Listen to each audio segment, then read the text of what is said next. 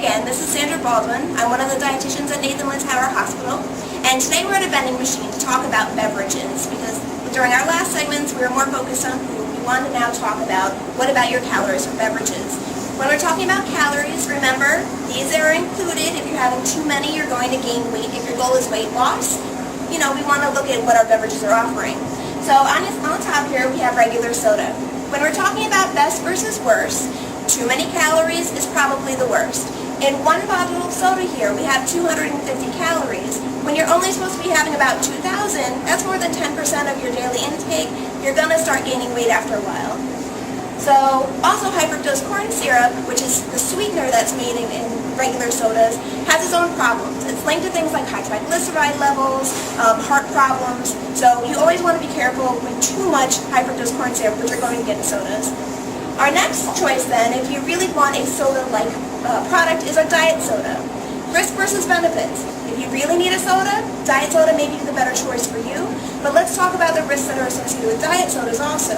Alternative sweeteners like Splenda, aspartame, Sweet and Low, have their own potential problems. Sucralose or Splenda has been linked to things like insulin resistance, which is a component of diabetes. So again, risk versus benefit.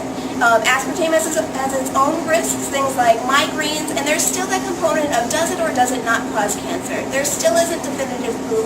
What research are saying is that there's a safe level. The safe level being about 1 bottle a day or about 2 packets of your favorite Splenda or aspartame, whatever it is, per day, and leave it at that. Our next choices could be something like, here right in the middle, obviously water. Water would be the best choice that you can do. Keeps you very hydrated, doesn't offer any calories, aren't any artificial products in it that you'd have to worry about. Water is always the best choice when you're just feeling thirsty. Then below here we have things like iced tea, we have juices, etc.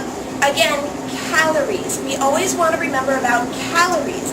When you are adding extra calories to your body and you're gaining weight, that in itself causes things like diabetes and cancer and heart attacks. So calories overall, we want to start limiting. Juice, even 100% juice. I love Tropicana or Minute Maid orange juices, but again, calories. It's much better to eat your orange or your piece of fruit versus drinking it.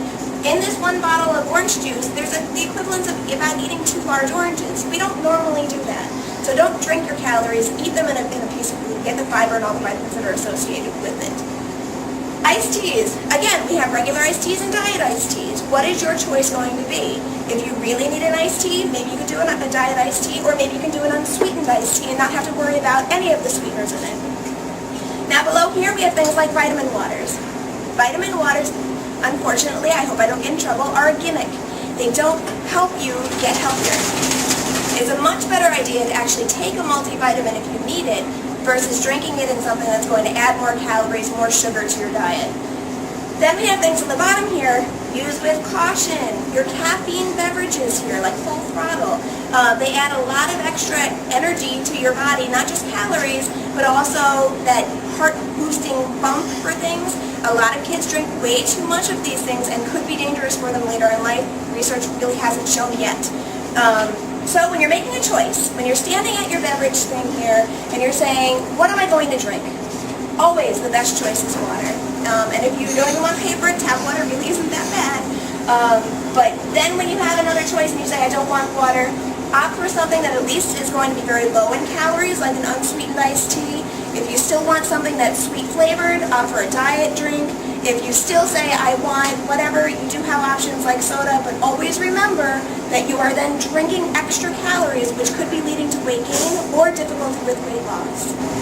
So just remember that about 22% of American calories come from beverages. If we can cut down on that, we're also going to cut down on our weight issues and also our health issues. So when you're at the beverage center area here, make a good choice.